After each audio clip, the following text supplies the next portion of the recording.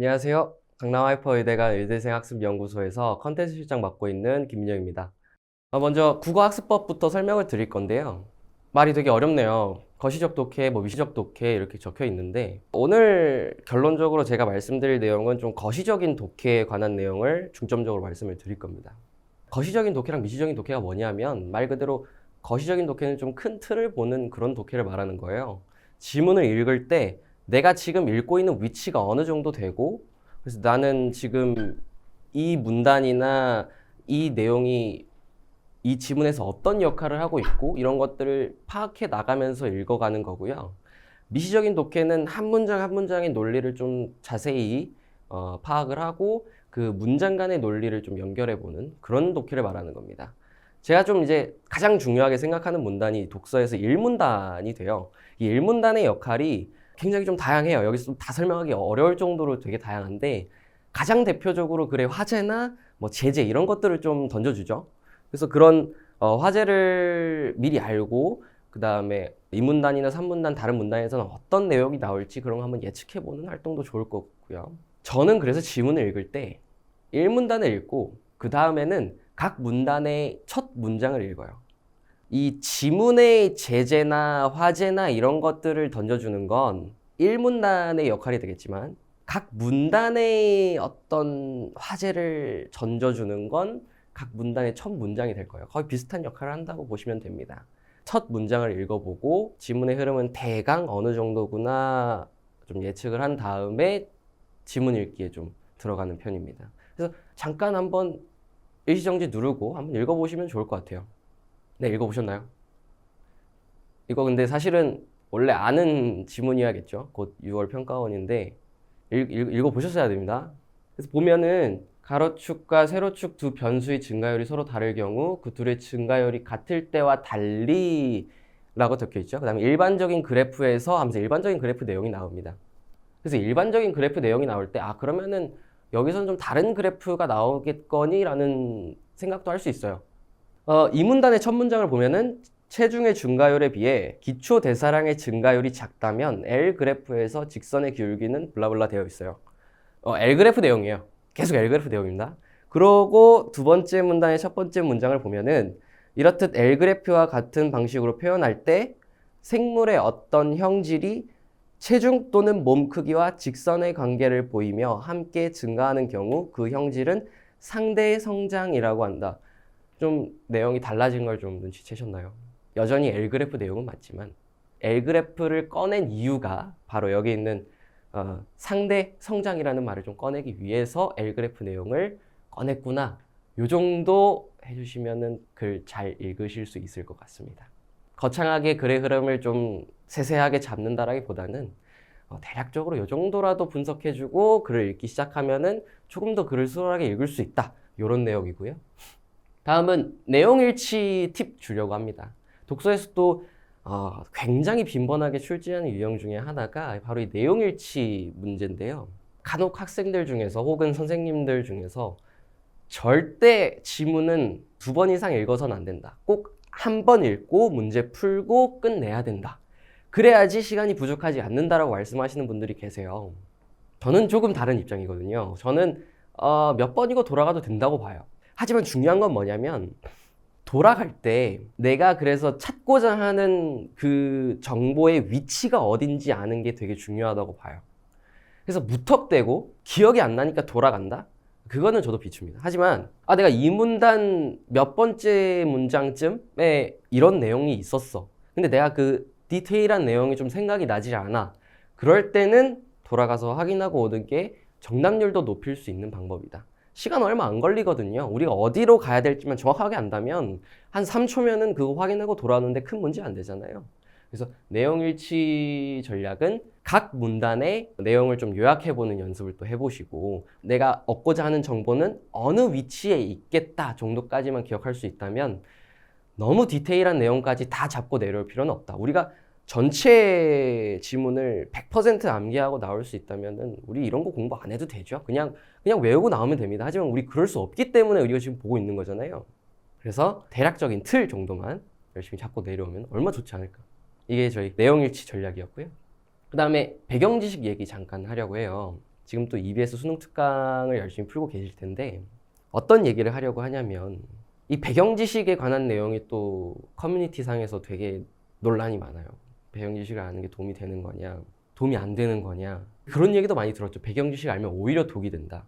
이게 참 아이러니하게 다 맞는 말이에요. 배경 지식이 독해하는데 당연히 도움돼요. 여러 가지 연구를 통해서 또 밝혀졌어요. 너무나 많은 학자들이 배경 지식은 독해할 때 도움이 돼요 라는 말을 많이 하는데 중요한 건 뭐냐면 이 배경 지식에 의존하기 시작하면 그건 안 된다는 겁니다. 결국에는 우리는 이 지문을 얼마나 잘 읽는가 그걸 테스트하는 거거든요. 전적으로 지문에 의존을 하셔야 돼요. 하지만 지문을 읽을 때 배경 지식의 도움을 받는 건 너무 좋다 이거예요. 그래서 이 배경 지식을 그러면은 어디서 쌓아야 되나 뭐 이런 고민을 또 할 수 있을 텐데 제가 가장 추천드리는 거는 우선 기출 지문이에요. 그 외 브레턴 우즈라든지 뭐 환율, 그 다음에 뭐 채권 채무 이런 내용도 자주 나오고요. 그 다음에 철학에서 뭐 플라톤이나 이런 이상주의 이런 거 되게 많이 나오잖아요. 그런 거를 이미 기출에서 선보인 적이 있기 때문에 기출 공부를 할 때 글을 어떻게 읽는지에 대한 공부도 해야 되지만 이 배경 지식까지 어느 정도 좀 잡고 가주시는 게 좋지 않을까. 그러면 다음에 비슷한 내용에 대해서 질문이 나왔다면은 조금 더 수월하게 읽을 수 있지 않을까. 네, 그런 팁 정도 드리는 거고요. 그리고 너무나 당연하지만 당해년도 EBS에 나온 정보들은 좀 가져가시는 게 아무래도 좋지 않을까. 그래서 배경 지식도 독해에 도움이 되니까 꼭 가져가면 좋을 겁니다. 그 다음에 문학도 살짝 팁 알려드리려고 가져와 봤는데요. 너무 유명하죠. 보기 활용하는 거나 EBS 너무 중요한 거 너무 잘 알 것 같고요. 선지 손독이 조금 생소할 수 있겠는데 제가 문제를 푸는 스타일을 한번 말씀을 드려볼게요. 저는 우선 보기를 읽습니다. 그 다음에 바로 문제로 내려가요. 지문을 먼저 읽지 않고 문제로 바로 내려가는데 이 문제를 지금 풀어버리겠다, 보기만 읽고 풀어버리겠다라는 마음가짐보다는 그래서 출제자가 어떤 걸 질문을 하려고 하는 거지? 출제자들이 질문하는 그 포인트를 읽으려고 노력을 많이 해요. 독서는 교수님들이 쓰거든요. 문학 작품은 교수님들이 직접 쓰실 수가 없잖아요. 그렇기 때문에 이제 인용해가지고 가져오시는데 그러다 보니까 출제 요소들이 굉장히 많아요.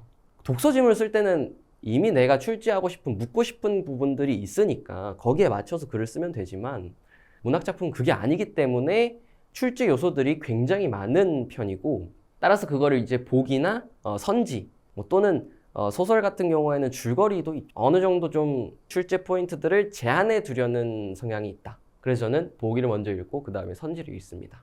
근데 참 이게 신기한 게 보기를 읽고 선지를 읽잖아요?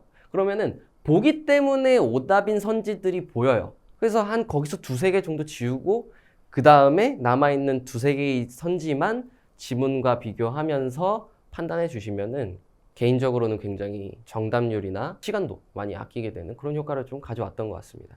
다른 건 다 모르겠는데요. 공부를 할 때는 이런 연습을 좀 해줬으면 좋겠어요. 선지를 읽고 지문에 어떤 내용이 있어야지 이 선지가 정답인 선지가 될까? 그러니까 그러면은 이거를 좀 역으로 말하자면 이런 거예요. 이 선지는 그래서 결국 무엇을 묻고 있는 거지? 이런 공부를 꼭 해주셔야 된다.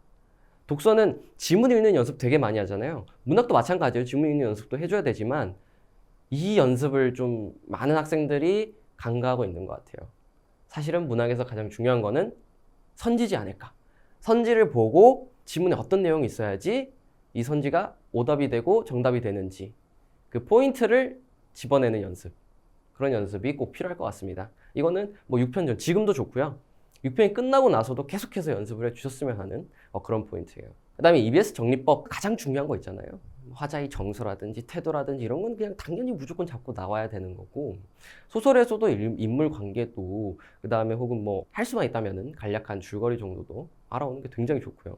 더 깊게 들어가자면은 뭐 시대적 배경이나 시어라든지 다 꼼꼼하게 체크하고 나오면 좋겠지만 그래도 가장 중요한 것들, 정서, 태도 이런 거는 꼭 EBS 정리할 때 같이 정리하고 나와주셔야 된다.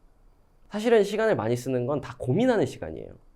국어가 특히나 그래요. 고민을 되게 많이 하게 돼요. 언어기 때문에 고민을 되게 많이 하게 되는데 그 고민하는 시간을 줄여야 돼요.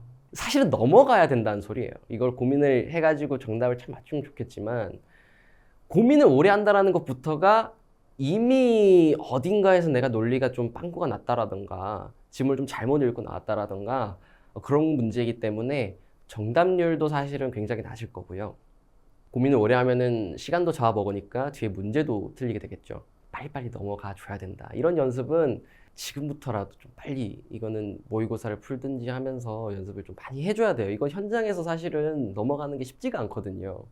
모의고사 연습할 때 제가 하나 가지 팁을 드리자면은 꼭 목요일에 모의고사 연습을 해줬으면 좋겠어요. 그 다음에 시간도 꼭 지켜주시고 1교시에 국어 풀고 2교시 수학 풀고 이게 루틴이라고 하거든요. 정말 많이 풀어봤는데 월요일부터 금요일까지 성적이 다 달랐어요. 그래서 여러분들은 좀 목요일에, 그러니까 요일까지도 좀 신경 쓰면서 루틴을 맞춰주셨으면 좋겠다. 여기까지 국어 학습법 설명드립니다. 감사합니다.